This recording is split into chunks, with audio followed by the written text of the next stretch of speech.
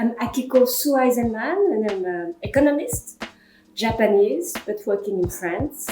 And for the time being, I'm chairing the HLP-FSN, which is a very long name to say that it's a group of experts working for the Committee on World Food Security at the UN and food security and nutrition.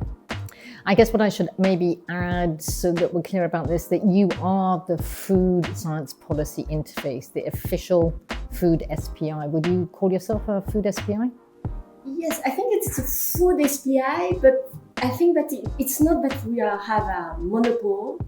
It's really that we want to put, to gather knowledge and interest on food and nutrition from other people, researchers, and society, private sector, of course, and government. And given this global framework, which works towards action, towards primarily policy action, but not only policy action, and in the pretty tricky environment that we're in right now, I would say at a national level in many countries around the world, but also globally, and particularly when we're looking at threats to multilateralism. How can we really try and keep enough space open to continue dialogue, to be able to progress?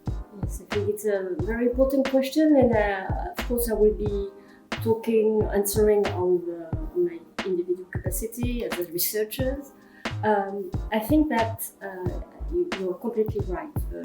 Research, data disappearing, and research is under threat.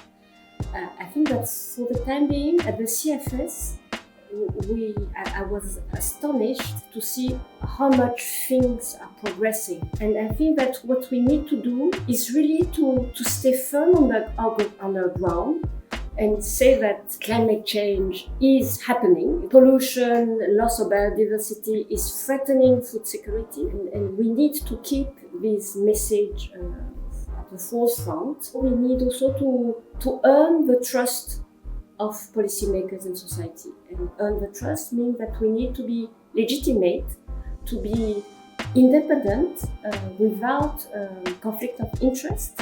We are not paid by any lobby, neither private sector lobby nor the so-called climate change lobby.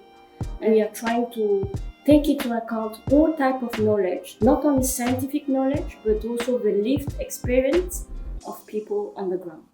I think that last point is really interesting, and it really talks to the HLP 2020 report that actually had that incredibly strong narrative to it. And it'd be really useful to understand, how do you think we could really mobilize that narrative further? This HLP 2020 report, I'm really happy that you mentioned it, because I think it's a great report.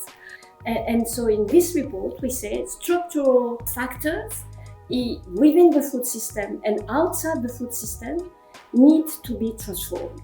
And one of the transformation is to put nutrition at the forefront. And really, if we say that and we reconstruct the food system based on nutritious food, as a consequence, we really need to rebuild the food system and rethink radically all the policies on food. And this is really transformative.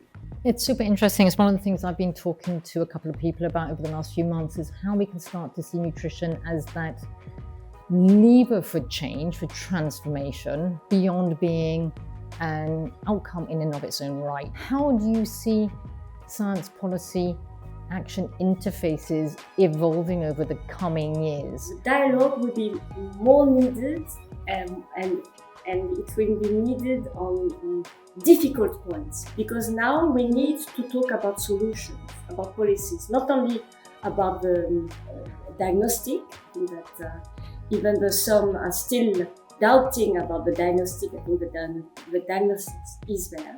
And when you talk about policies, you need to think about interactions, unintended consequence, but you also have synergies. And synergies between, again, climate change, intervention, biodiversity, preserving diversity, maybe it's giving some income support, public works, and community-based management and food security. So we need to have this dialogue and to put social science at the heart or at the core, near the core of all these solutions. When you're talking about those synergies, it rings a bell in terms of the recent IP-BEST Nexus assessment, which was looking exactly at these. And so, of course, makes me think, how much going forward could you imagine